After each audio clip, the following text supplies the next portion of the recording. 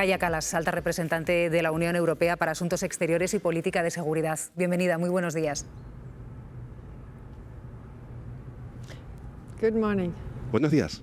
Señora Kallas, usted ha sostenido que si Putin gana en Ucrania, no se va a detener ahí y va a atacar a otros países europeos. A día de hoy, ¿usted sigue manteniendo que esa amenaza es vigente y es real?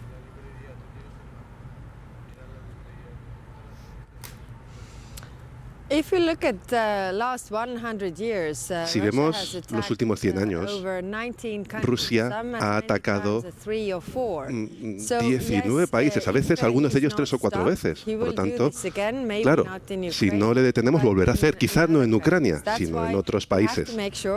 Es por eso por lo que tenemos que asegurarnos que este plan de paz implique que sea imposible para Rusia volver a invadirlos. Y esto significa que Rusia necesita obligaciones por su parte, imponerle obligaciones. Estados Unidos está proponiendo un plan de territorio a cambio de paz.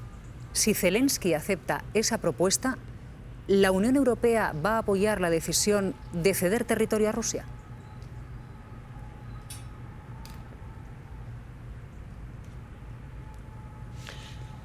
Hemos de entender que hay pocos casos en los que sea la cosa blanco y negro en Ucrania.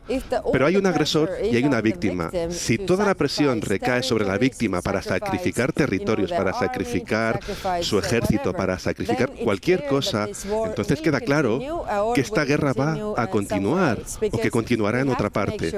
Por eso tenemos que asegurarnos que este plan no va a implicar que sea fácil para Rusia volver a invadir. Tiene que ser un plan en el que a Rusia le resulte imposible volver a invadir. Por eso las obligaciones tienen que estar en el lado del agresor. Entonces, señora Kallas, ¿la Unión Europea apoyaría la decisión de Ucrania de ceder territorio a Rusia?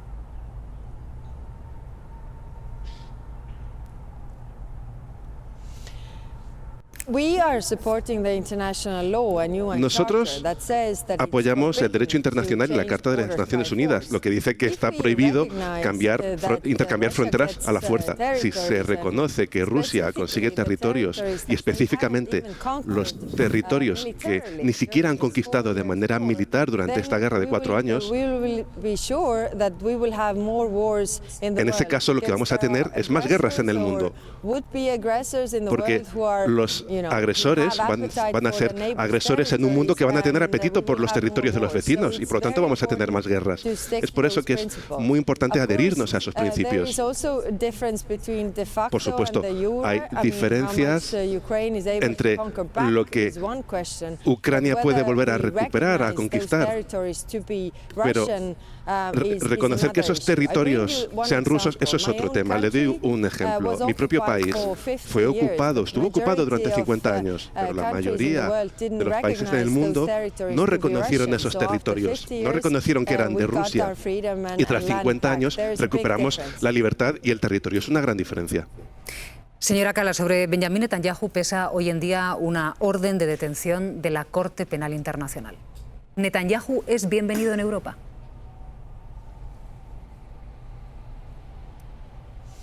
Todos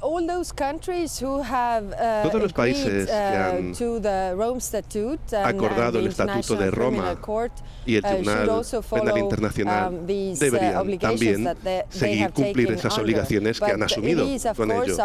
Pero es, por supuesto, decisión de cada Estado miembro europeo decidir cómo enfocan este aspecto. ¿Usted misma recibiría a Benjamin Netanyahu en Bruselas?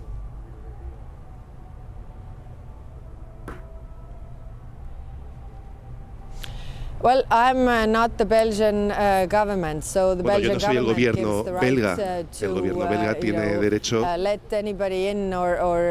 permitir que entre alguien o rechazar que entre cualquier persona en su país. Y como alta representante de la Unión Europea para Asuntos Exteriores, ¿recibiría y se reuniría con Benjamin Netanyahu?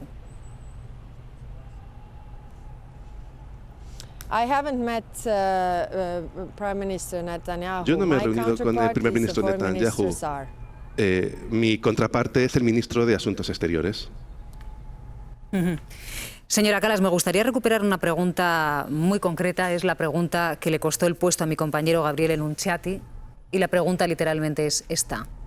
Usted ha dicho que Rusia debería pagar por la reconstrucción de Ucrania. ¿Cree que Israel debería pagar por la reconstrucción de Gaza? El derecho internacional dice que quien cause los daños tiene que compensar esos daños. Esa es también la respuesta. Sobre Venezuela. Señora Kallas, Estados Unidos ha calificado a Nicolás Maduro y a su régimen como una estructura criminal y terrorista. ¿Comparte Europa esa definición?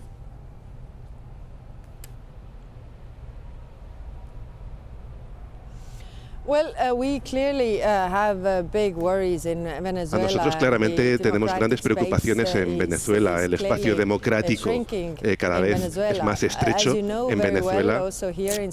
Como saben también aquí en España hay distintas opiniones sobre cómo afrontar esto. Al igual que hay distintas opiniones en Europa sobre África y el Sahel, por ejemplo.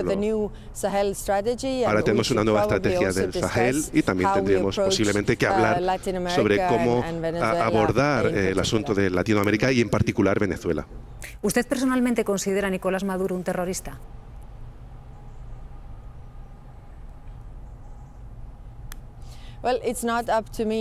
Bueno, no soy yo quien tiene que decirlo.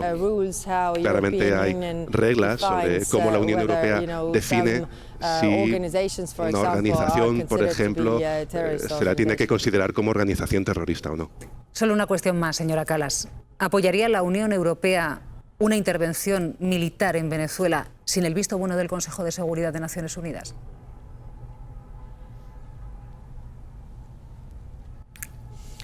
El derecho internacional es muy claro a la hora de utilizar la fuerza. O es autodefensa o es dentro del marco de una resolución del Consejo de Seguridad de la ONU. Una de las dos condiciones se tiene que cumplir dentro del derecho internacional. Como sabe usted muy bien, la Unión Europea apoya el derecho internacional y la Carta de las Naciones Unidas y esos principios.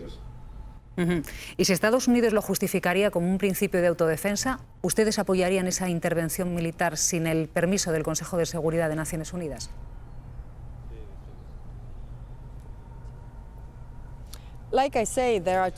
Como le he dicho, hay dos razones. Si digo que apoyamos el derecho internacional, pues esas son las dos razones para utilizar la fuerza. Una es la autodefensa y la otra dentro del marco de una resolución del Consejo de Seguridad de la ONU. Si no hay resolución, pues esa es la respuesta. Señora Kallas, muchas gracias por su amabilidad, muchas gracias por habernos acompañado en la hora de la 1. Feliz estancia aquí en España. Un saludo. Muchas gracias. Hasta luego, señora Kallas. Muy buen día.